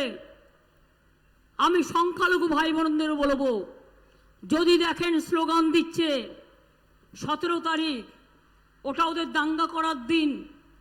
আমি মনে করি ওটা মানুষের সম্মানের দিন হোক, ঐক্যের দিন হোক। গালাগালি দিলেও মাথা ঠান্ডা করে আল্লাহর নামে প্রে করবেন, ওদের বিদায় চাইবেন, কিন্তু কেউ কোনো প্ররোচনায় পা দেবেন না। আমাদের শান্তি রক্ষা করতে হবে। ওরা চায় দাঙ্গা করে এনআইএ ঢুকিয়ে দিয়ে ভোটটা যাতে না হয়, আর ভোটটা যাতে ওরা ছাপ্পা মেরে দেয়। এর পাশাপাশি এক দেশ এক ভোট নিয়ে সে বিষয়েও কথা বলেছেন মুখ্যমন্ত্রী, শুনবো। এই সরকার যদি থাকে, বলে দিয়েছে ওয়ান নেশন ওয়ান ইলেকশন, মানে দেশে আর নির্বাচন হবে না, ফেডারেল স্ট্রাকচার থাকবে না, রাজ্যগুলো থাকবে না, দেশে নির্বাচন হবে না। এটা স্বৈরাচারী একনায়কতন্ত্রে সন্ত্রাস যুক্ত স্বৈর সন্ত্রাস সরকার তৈরি হবে। One leader one nation, one leader one ভাষণ, ওয়ান লিডার ওয়ান খানা, ওয়ান লিডার ওয়ান, আর কি বলবো, ভাবনা। উনি যা বলবেন তাই হবে। আমি পরিষ্কার বলছি, মনে রাখবেন, এই নির্বাচন জিয়াইসের নির্বাচন নয়। সারা ভারতবর্ষ আজ বুঝতে পেরেছে, আপনারাও বুঝুন। দেশকে যদি স্বাধীন রাখতে হয়, देश के यदि स्वाधीन रखते हैं, अगर देश को आजादी का रक्षा करना है तो बीजेपी हटाओ, देश बचाओ। প্রীতমের কাছে আসছি। রামনবমীর দিনের এই যে অশান্তির আশঙ্কা করছেন মুখ্যমন্ত্রী, আপনাদের দিকে কিন্তু আঙুলটা উঠছেই এবং কোর্টেরও শর্ত রয়েছে। না না, দেখুন, এর আগে মুখ্যমন্ত্রীকে তো আমরা দেখেছিলাম, এর আগে উনি বলে দিয়েছিলেন কারা ওদের রাস্তা আর তাদের রাস্তা। একটা মুখ্যমন্ত্রী কি করে ওদের আর তাদের মধ্যে ডিভাইড করে, আমরা মুখ্যমন্ত্রীকে দেখেছিলাম। মুখ্যমন্ত্রী সারা জীবন এই ডিভাইড অ্যান্ড রুল পলিসিতে উনি বিশ্বাস করেন, ইংরেজের মতো সেটা উনি করেন। আর আমার অবাক হয়ে যায়, মমতা ব্যানার্জি বক্তৃতা দিচ্ছেন, আমার মনে হচ্ছে যে পঞ্চায়েতের ইলেকশন না ক্লাবের ইলেকশন হচ্ছে, বোঝা যাচ্ছে না। এটা ভারতবর্ষের ইলেকশন হচ্ছে। দেশ কি করে গঠন হবে, দেশ কি করে আগে পড়বে, তা নিয়ে কোনো বক্তব্য নেই, শুধু গালাগাল, উল্টোপাল্টা কথাবার্তা, শুভনন্দনের মতো একটা আজগবি কিছু ওয়ার্ড, মানে এই সমস্ত কথাবার্তা, যার কোনো মানে বিন্দু বিসর্গর কোনো রকম কোনো কিছু নেই। আজকে আপনি তো ল এনফোর্সমেন্টের ওপরে বসে রয়েছেন, আপনি তো সেটাকে মেনটেন করবেন। আপনি তো মুখ্যমন্ত্রী, আপনার পুলিশ কি করে, আপনার পুরো অ্যাডমিনিস্ট্রেশন কি করে, যে আজকে আপনি নিজে যদি একটা জায়গায় জিনিস করতে না পারেন। আমরা যখনই কোনো রকম কোনো রামনবমী ভারতীয় জনতা পার্টি করে না, আজকে যারাই করে তারা তো পারমিশন নিয়ে করে, সে পারমিশন পুলিশ দেয়, পুলিশ রুট ঠিক করে দেয়, পুলিশ সব কিছু করে। তো আজকে আমি কয়েকদিন আগে দেখছিলাম ভারত সংঘ 40 বছর ধরে একটা মিছিল করে, তার জন্য আজকে হাইকোর্টে যেতে হয়েছে। আর অন্যান্য বাদ দিতাম, ভারত সংঘ যার হেডকোয়ার্টার আজকে পশ্চিমবঙ্গের এই বালিগঞ্জে, যারা সারা ভারতবর্ষে যখনই কোনো বিপদ হয় তখন আর্মি টার্মি পৌঁছানোর আগে সঙ্গের লোকেরা পৌঁছে যায়, শুধু কি সবার মধ্যে বিচারণ করে। সেখানে কোনো দেখা হয় না, কোনো ধর্মপূর্ণ বিচার করানো হয়, যারই কোনো অসুবিধা তাকে কম্বল দেওয়া হয়, খিচুড়ি খাওয়ানো হয়। তো সুতরাং আজকে উনি এরা একটা সোসাইটিকে ডিভাইড করে দেওয়ার চেষ্টা করছেন, বলে দিচ্ছে আমরা ওরা আমরা ওরা আমরা ওরা। আর একটা সোসাইটিকে বারবার সেই সব জায়গা থেকে থেকে শুরু করে সবাইকে উত্তপ্ত করার চেষ্টা করছেন। এই মমতা ব্যানার্জি এই জিনিসগুলো ভারতবর্ষের মানুষ তথা বাংলার মানুষ বুঝে গেছে। আজকে দেখুন, বিরিয়ানি ভারতবর্ষের নাগরিকদের খাবার। আজকে এই মমতা ব্যানার্জি এই জিনিসগুলো ভারতবর্ষের নাগরিক তথা বাংলার প্রত্যেকটা জনগণ বুঝে গেছে। বারবার বলার পরে কোন সম্প্রদায়ের মানুষ আজকে খেপিয়ে তুলতে পারেননি। উনি বারবার চেষ্টা করছেন, খেপানোর চেষ্টা করা হয়, পারেননি উনি। প্রবলেমটা হলো যে উনি মানে ভারতীয় জনতা পার্টি হলো দেশের মানুষ জানে যে আদর্শ আচরণবিধি চলার সময় তরোয়াল হাতে ভোজালি হাতে এরা মিছিল করার জন্য প্রস্তুতি নিচ্ছে। গতবারে আমি নিজের চোখে দেখেছি চন্দননগরে। আমি জানি না, ভগবান রামকে আমরাও পুজো করি, ভগবান শ্রীকৃষ্ণকেও পুজো করি, আমরা ভগবানে বিশ্বাস করি। একটা ভগবানের নামে মিছিলে উন্মুক্ত হাতে তরোয়াল নিয়ে বিজেপির লোকেরা ভোজালি নিয়ে রাস্তার মধ্যে হাঁটছে, মহিলা থেকে শুরু করে শিশুরা আতঙ্কিত হয়ে পড়েছে। তো ওরা এই নির্বাচনের আগে এরা একটা গন্ডগোল লাগানোর একটা চেষ্টা করছে, কারণ ওরা জানে ওদের সিট ওরা পাবে না, এবারে একদম শূন্য জায়গায় চলে যাবে। সেই জায়গায় দাঁড়িয়ে এরা একটা উস্কানি দেওয়ার চেষ্টা করছে। উনি এতক্ষণ ধরে প্রধানমন্ত্রী বলেনি যে এদের পোশাক দেখে বোঝা যায় এরা কোন কাস্টের লোক। এই যে কথাগুলো ওনারা বলছেন, প্রধানমন্ত্রী একটা দেশের তিনি প্রধানমন্ত্রী হয়ে উনি একটা সম্প্রদায়কে তার পোশাক দেখে তাকে চিহ্নিত করার চেষ্টা করছেন। এই হলো ওদের মাইন্ডসেট। সেই বিজেপির মাইন্ডসেট নিয়ে দেশের দাঙ্গাকারী পার্টি যারা রেপ করে, গ্যাং রেপ করার পর বিলকিস বানুকে যারা গ্যাং রেপ করেছিল তাদের গলায় মালা পরিয়ে জেল থেকে ছাড়ায়, যারা এ ধরনের ঘটনা ভারতবর্ষে ঘটিয়েছে, বাংলায় করার চেষ্টা করছে গন্ডগোল, সেখানে যদি মুখ্যমন্ত্রী বলেন যে না, এ ধরনের কোনো প্ররোচনায় কেউ পা দেবেন না, আমি শান্তি চাই, আমরা শান্তি চাই, বাংলায় শান্তি যাতে কোনো বিঘ্নিত না হয়, তাহলে সেটার মধ্যে কি ভুল রয়েছে আমি বুঝতে পারছি না। উনি নানান কথা বলার চেষ্টা করছেন। প্রধানমন্ত্রীর বক্তব্য দেখুন, প্রধানমন্ত্রী পুরোপুরি ধর্মের কার্ড খেলছেন কিনা এই নির্বাচনে আপনারা বলুন। রুটি খাওয়া মাখানে কথা বলতে পারছেন না। ঈদগাহ মঞ্চে উনি কি করতে গেছিলেন, কি বলতে গেছিলেন? এখন ব্যাপার হচ্ছে যে তৃণমূল এবং বিজেপি এই দুটো দলকে নিয়েই কিন্তু আমার বিশেষ করে এই ক্ষেত্রে বক্তব্য আছে। ঘটনাচক্রে আমার বাড়ি হচ্ছে রিষড়া, এবং আপনারা নিশ্চয়ই মনে থাকবে যে গত বছর রামনবমীর দিন রিষড়াতে কী ঘটনা হয়েছিল, যেটা কিন্তু আমাদের চোখের সামনে হয়েছিল। প্রশ্নটা এইখানেই যে মিছিলটা দুপুর 2টোয় করার কথা, সেই মিছিলটা কেন বিকেল 4টের পরে বেরোলো, যেখানে এবং সেই মিছিলটাকে যেতে দেওয়া হলো বড় মসজিদের সামনে। জানা কথা যে বিকেল 4টের সময় বেরোনোর পর 5টার সময় তারা যখন তাদের সেই সেহেরি তখন তারা করবে, তারা ফলমূল নিয়ে বসেছে, সেইখানে নিয়ে গিয়ে সেই বড় বড় ডিজে বাজিয়ে তাদের বিরক্ত করা, এই ঘটনাগুলো কিন্তু আমরা চোখের সামনে দেখেছি। এবং হাওড়া আমি দেখিনি, কিন্তু বিভিন্ন মানুষের থেকে শুনেছি বিভিন্ন রকম ঘটনা। কিন্তু রিষড়ার ঘটনা আমার চোখের সামনে, আমার বাড়ি থেকে 250 থেকে 300 মিটার দূর দিয়ে গেছে। বিকেল 4টের সময় যখন মিছিলটা শুরু হলো, আমরা কিন্তু তখনই বুঝতে পেরেছিলাম যে একটা অশান্তি সৃষ্টি হতে চলেছে বড় মসজিদের সামনে, এবং ঘটনাচক্রে তাই হলো। প্রশ্নটা সেইখানে যে সেই মিছিলটা অত বিকেলবেলা অত পরে কেন করার অনুমতি পুলিশ দিয়েছিল, এবং পুলিশ থাকা সত্ত্বেও কেন সেইখানে অশান্তিটা হয়েছিল, এখানেই আমাদের প্রশ্ন। এবং ভারতীয় জনতা পার্টি এবং তৃণমূল কংগ্রেস দুজনকে আমরা যে বিভিন্ন ক্ষেত্রে যেটা বলি যে তারা একে অপরের পরিপূরক, এটা তার প্রমাণ। আর একটা হচ্ছে দেখুন, ধর্ম নিয়ে আজকে যদি মুসলিমদের এই 30% ভোটের যদি কনসলিডেশন না হয়, তাহলে তৃণমূল কংগ্রেসের সমস্যা আছে। হিন্দুদের মধ্যে যদি কনসলিডেশন না হয়, তাহলে ভারতীয় জনতা পার্টির সমস্যা আছে। আর আমাদের সমস্যা হচ্ছে যে এই হিন্দু এবং মুসলিম এই মানুষগুলোকে ধর্মের নাম দিয়ে যখন তাদের কনসলিডেট করা হয়, তখন আমরা সত্যিকারের অসহায় বোধ করি। যাদের কনসলিডেশনের রাজনীতি আমাদের ভোট দেয় না, কিন্তু তাদের দেয়, এবং আমরা এইখানেই আমাদের চিন্তা যে আবার বারে বারে প্রত্যেকবার কিন্তু এই ঘটনাগুলোই হচ্ছে। কেন দেশের প্রধানমন্ত্রী এই কথা বলবেন? আজকে যতদিন না সিএ হচ্ছে, আমাদের বিরোধীরা তুষ্টিকরণের রাজনীতি করে, মানে সেটা একদম। তৃণমূলের এবং জন্য বলেছিলেন, যে কংগ্রেসের মাছ জন্য মাংস বলেননি। খায়, যিনি মাছ মাংস খায়, তিনি হিন্দুই নন। তিনি তো জানেনই না যে আমি নাস্তিক হিন্দু, আস্তিক হিন্দু, ভগবান রামকে মানলেও হিন্দু, ভগবান রামকে না মানলেও হিন্দু। তারা হিন্দু এবং হিন্দুত্বের মধ্যে তারা পার্থক্যটাই বোঝেন না। প্রথমত হচ্ছে যে এই যে আজ রামনবমীর একটা ধর্মীয় উৎসব পশ্চিমবাংলায় বা বাংলা অবিভক্ত বাংলা থেকে, আমি বড় ইতিহাসের মধ্যে যাব না, অবিভক্ত বাংলাতে কোনো এরকম অতীতে এরকম রামনবমীকে কেন্দ্র করে বিরাট কোনো উৎসব হতো বলে জানা নেই। পরবর্তীকালে গত বেশ কয়েক বছর রামনবমী নিয়ে কয়েক বছর হলো হঠাৎ করে এটা হলো একটা রাজনৈতিক প্রকল্প। রামনবমীর দিনে হাওড়ায় যে ঘটনা ঘটেছে, আজকে আমি এখানে বসে আমি দায়িত্ব নিয়ে বলছি, আমি খুব দুঃখ পেয়েছি বিচারপতির রায়। এবারে নির্বাচনের আগে এই ধরনের রামনবমীর মিছিলের অনুমতি দেওয়ার আগে 4বার ভাবা উচিত ছিল।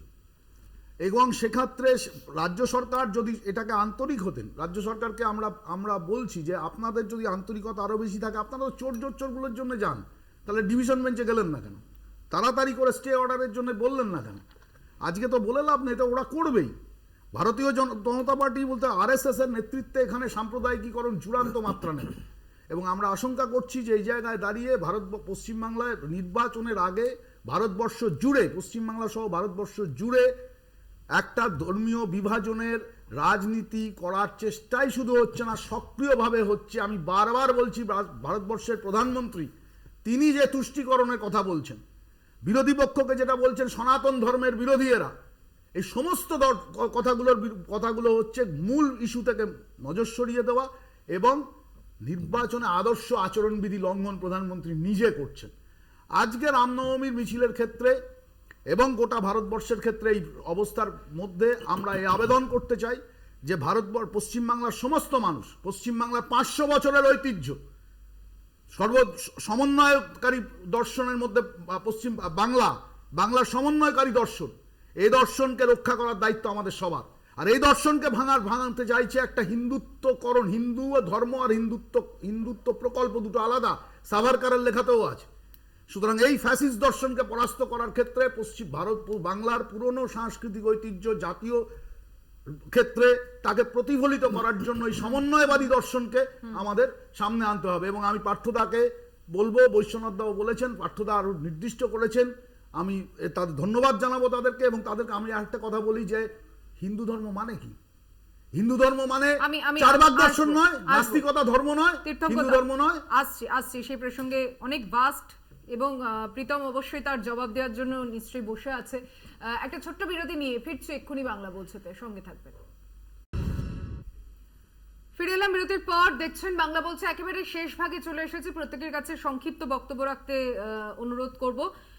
গোটা বিষয়টা আজকে প্রধানমন্ত্রীর বক্তব্য থেকে শুরু করে রামনবমীর আগে মুখ্যমন্ত্রীর এই অশান্তির আশঙ্কা প্রকাশ করা এবং সর্বোপরি দুই দলের যে নেতা অভিষেক বন্দ্যোপাধ্যায় এবং রাহুল গান্ধী তাদের চপারে আয়কর দপ্তরের এই তল্লাশি, নির্বাচনের আগে প্রতিবাদ করলেই তাদের দপ্তরে ভিজিলেন্স বা তাদের দুয়ারে ভিজিলেন্সের এই তৎপরতা, এটা খুব স্বাভাবিকভাবেই যখন প্রশ্ন ওঠে তখন বেসরকারি সংবাদ সংস্থাকে দেওয়া সাক্ষাৎকারে দেশের প্রধানমন্ত্রী ভয়ের রাজনীতি করে না বিজেপি, এই প্রসঙ্গ যেমন বলছেন, আবার বন্ডের টাকা কে কত পেয়েছে এবং কার ঘরে কেন তল্লাশি চালাতে হয়েছে আধিকারিকদের সেই ব্যাখ্যাও দিচ্ছেন। প্রীতমকে দিয়ে শুরু করছি, সময় কম। না, প্রশ্নটা কি?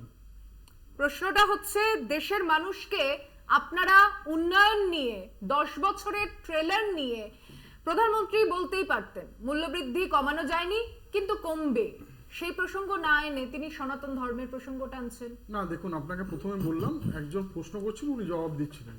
আর মুদ্রাস্ফীতি আজকে আফটার করোনা সারা পৃথিবীতে যে জায়গায় গেছে সেই জায়গায় আজকে ভারতবর্ষ অনেকটাই কন্ট্রোল, সেটা অনেক জায়গায় অনেক বড় বড় অর্থনীতিবিদও বলেছেন। কিন্তু আজকে যেসব নিয়ে কথা হচ্ছে, যে এই মমতা ব্যানার্জি যেসব নিয়ে কথা বলছেন, উনি যেভাবে সোসাইটিকে ডিভাইড করার চেষ্টা করছেন, যেগুলো ওনার অ্যাডমিনিস্ট্রেশন উনি কন্ট্রোল করতে পারেন না, সেটা দোষ অন্যের উপর চাপাচ্ছেন, সেই সব নিয়ে যে বারবার বিরোধীরা কোয়েশ্চেন করে না, আমি অবাক হয়ে যাই। একটা ধর্মের কেউ ধর্মাচরণ করবে, তার শোভাযাত্রা বেরোবে, অন্য লোকেরা তাদের ঢিল মারবে। কিসের জন্য ঢিল মারবে? আর যদি ঢিলও মারে তার জন্য পুলিশ কি করছে? তার ওই রুট তো দেওয়া ছিল, পুলিশকে প্রোটেকশন দেয়নি কেন? পুলিশের কাছে তো আইবি, এটা ওনাদের ইন্টেলিজেন্স সব থাকে, যে যেই সমস্ত জায়গা দাদা বলছে রিক্সায় থাকে, ওনার একটা জায়গায় যাওয়ার সময় ওই টাইমটা যেতে হবে, ওই যে মমতা ব্যানার্জির মতো ওই টাইমটা যেতে হবে, মানে একদম অন্যরকম হবে। অন্য টাইমে গেলে অসুবিধা নেই, এই টাইমটা গেলে অসুবিধা আছে। বারবার একটা সম্প্রদায়কে বারবার শুধু ভোট ব্যাংক হিসেবে ইউজ করা। ওনারা তো সরকারি ছিলেন, এটাকে 70 ইয়ার, তারপর 34 ইয়ার সার্চার কমিটি রিপোর্ট দিয়েছে। আজকে আমি শুধু একটা কথা বলি, 10 বছরে নরেন্দ্র মোদী সংখ্যালঘুরা এই একদম 4% মাত্র সরকারি চাকরিতে সংখ্যালঘু সেটা 10% পৌঁছেছে। সুতরাং সত্যিকার কাজ করতে হয়, আমরা করে দেখিয়েছি। কে কি বলে না বললো সেটা আমার দুটো প্রশ্ন ভারতবর্ষের প্রধানমন্ত্রী কথা, উনি বলেছিলেন না খাউঙ্গা না খানে দেঙ্গা, আর বলছে ঝোলা লেকে আয়া হ্যায় ঝোলা লেকে চালা যাওয়া। তো আমি দুটো প্রশ্ন নয় করব, উনি না খাবেন তাহলে অজিত পাওয়ার কি করেছে, হেমন্ত বিশ্ব শর্মা কি করেছে, নারায়ণ রায় কি করেছে, রেড্ডি ব্রাদার্স কি করেছে, অজিত পাওয়ার কি করেছে, অশোক চৌহান কি করেছে, তারা খেয়েছে না খায়নি, তাদেরকে চোর বলে নিজের দলে নিয়ে নিয়েছেন। এটা হলো ওনার পার্টি। আর উনি বলেছিলেন ঝোলা নিয়ে আসবেন আর ঝোলা নিয়ে চলে যাবেন। উনি তো সবসময় মমতা ব্যানার্জি আর অভিষেক ব্যানার্জি সমালোচনা করছেন। আমি শুধু ওনাকে বলতে চাই যে উনি যে বাড়িটায় থাকেন, উনি যেভাবে জীবন ধারণ করেন, উনি যে দেশের পয়সা সারা পৃথিবী ঘুরে বেড়ালেন, এটা যদি একটা ফকিরের চেহারা হয় তাহলে ফকির, আমি শ্রদ্ধা করি তাদের। উনি নিজেকে কত বড় ভণ্ড উনি প্রমাণ করে দিয়েছেন। দেখুন, আমাদের দেশের সামনে আমরা তো একটা রাষ্ট্রীয় নির্বাচনের সামনে যাচ্ছি, ফলে আমার এখানে পাড়ার রাস্তাঘাট বা রাস্তার আলোটা এটা তো এই মুহূর্তে আলোচনার বিষয় নয়। আলোচনা আমাদের এখানে আরও অনেক ব্যাপক করতে, এবং আমরা যদি দেশের সমস্যাগুলো যদি দেখি, যেটা প্রীতম বারবার বলার চেষ্টা করছে যে এটা ওই অতিমারির কারণে নাকি আমাদের এই সমস্যাগুলো হয়েছে, না। এই সমস্যাগুলো প্রধানত সৃষ্টি হয়েছে 2016 পরে, যখন ভারতবর্ষে নোটবন্দি করা হয়েছিল, তারপর থেকে সমস্যাগুলো সৃষ্টি। আজকে আমরা 5ম বৃহত্তর অর্থনীতি, কিন্তু 65 লক্ষ এমএসএমই বন্ধ হয়ে গেছে। আজকে আমরা 5ম বৃহত্তর অর্থনীতি, কিন্তু এমএসএমইতে অন্তত 1 কোটি মানুষ চাকরি হারিয়েছেন। আজকে আমরা 5ম বৃহত্তর অর্থনীতি, 2014 সালে 100 টাকার যখন মানুষ জিনিস কিনতো, আজকে 92 টাকার কিনতে পারছে, 8 টাকার কম কিনছে। আমরা 5ম বৃহত্তর অর্থনীতি, কিন্তু 80 কোটি মানুষকে বিনা পয়সায় খাদ্য দিতে হচ্ছে। যেটা 2011-র যে সেন্সাস, সেই অনুযায়ী 2021-এ সেন্সাস হলে এই 80 কোটিটা অন্তত 91-92 কোটি হবার কথা, কিন্তু সেটা তারা করেননি। আজকে আমরা 5ম বৃহত্তর অর্থনীতি, কিন্তু ভারতবর্ষে নতুন করে অন্তত 4.5 কোটি মানুষ গরিবী সীমার নিচে নেমে গেছে।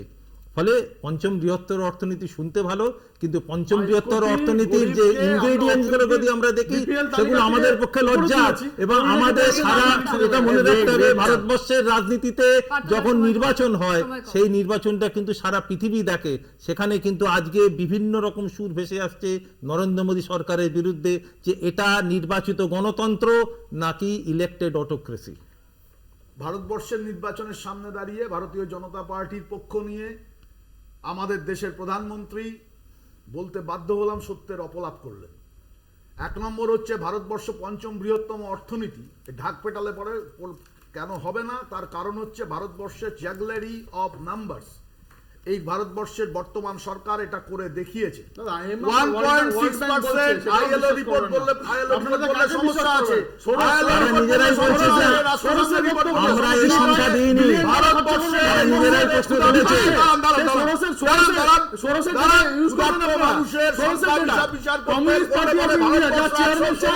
তার কথা বিশ্বাস আরে চায়না ভারত নিয়ে কথা বলা লাভ নেই, আজকে ভারতবর্ষের কথা বলুন। পার্টি অফ ইন্ডিয়া ভারতের এই মুহূর্তে 116 জায়গায় রয়েছে, ভারতবর্ষের পদ শূন্য। ভারতবর্ষের শিক্ষা গবেষণার সংখ্যা সবথেকে বেশি। ভারতবর্ষের 46% মধ্যে বেকারি সর্বাধিক হয়েছে। দক্ষিণ পূর্ব এশিয়ার সর্বোচ্চ বেকারি যে দেশে ছেড়েছে প্রধানমন্ত্রী, মানুষের অধিকারকে নিয়ে সত্যের অপমান করছে। সুতরাং সাম্প্রদায়িক রাজনীতি করতে গেলে পরে সাম্প্রদায়িক বলে সেই জায়গা করছে এবং সেই জায়গায় করতে গিয়ে সেইটা করতে গিয়ে মানুষের মধ্যে জাগরণ করছে। শ্রমজীবী মানুষ মাথা তুলে না দাঁড়াতে দেওয়া রাজনীতি বলতে দেবে তো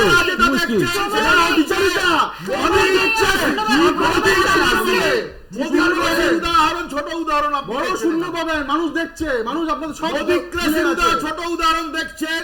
আচ্ছা, মানুষ সব দেখছে, যখন মানুষ রুটি কাপড়া মাকানের ভিত্তিতে যদি এই নির্বাচনকে সামনে দেখে, লোকসভা নির্বাচন পৃথিবীর অন্যতম বৃহত্তর গণতন্ত্রের একটা পীঠস্থান, সেখানে জনপ্রতিনিধি কারা বসবেন, তাদের প্রধান তিনি প্রধানমন্ত্রী, তিনি একটি বেসরকারি চ্যানেলকে ইন্টারভিউতে তিনি সনাতন ধর্ম নিয়ে কথা বলতে পারছেন, কিন্তু একবারও বলছেন না যে মূল্যবৃদ্ধি নিয়ে কেন দাম কমছে না। এবং সেই সঞ্চালিকা তাকে একবারও তার জন্য প্রশ্ন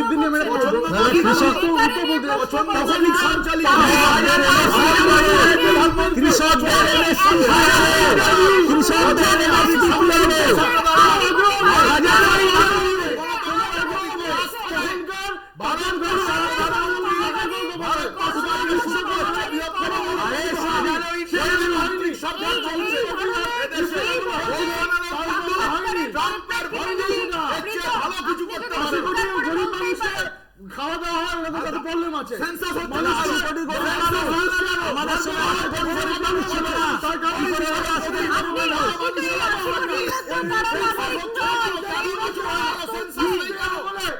এই 80 কোটির মধ্যে কারা নাগরিক আর কারা নয়, সেই প্রশ্ন যারা তুলতে পারে 10 বছরের ট্রেলারে কেন্দ্রীয় মন্ত্রীরাই নাগরিক নয়, সময় যারা অ্যাপ্লাই করতে হবে ট্রেলার দেখাতেই চলে গেল, বাকি সময় কি কাজ আসছে না আসছে, বেকারি নিয়ে, যুবকদের কাজ নিয়ে একটা প্রসঙ্গ তার মধ্যে আমরা শুনতে পেলাম না। প্রীতম, গলা ফাটিয়ে কোনো লাভ নেই, গলা চিৎকার আমরাও করতে পারি না, আপনি বলতে পারতেন, আপনি তো বলতে পারতেন সেই কথা। সঞ্চালিকাকে বলতে দিন আগে। কৃষকদের এমএসপি কোথায় গেল? আমি সেই প্রসঙ্গগুলো অবশ্যই নিশ্চয়ই আগামী দিনেই সেই আলোচনা নিয়ে আসবো। আজ একদমই আর সময় নেই। ধন্যবাদ জানাচ্ছি চারজনকে, ধন্যবাদ যারা এতক্ষণ টেলিভিশনের ওপারে আমাদের সঙ্গে অনুষ্ঠানে ছিলেন। বাংলা বলছে এখানেই শেষ করছি। দেখছেন কলকাতা টিভি, রাত দিন 7 দিন।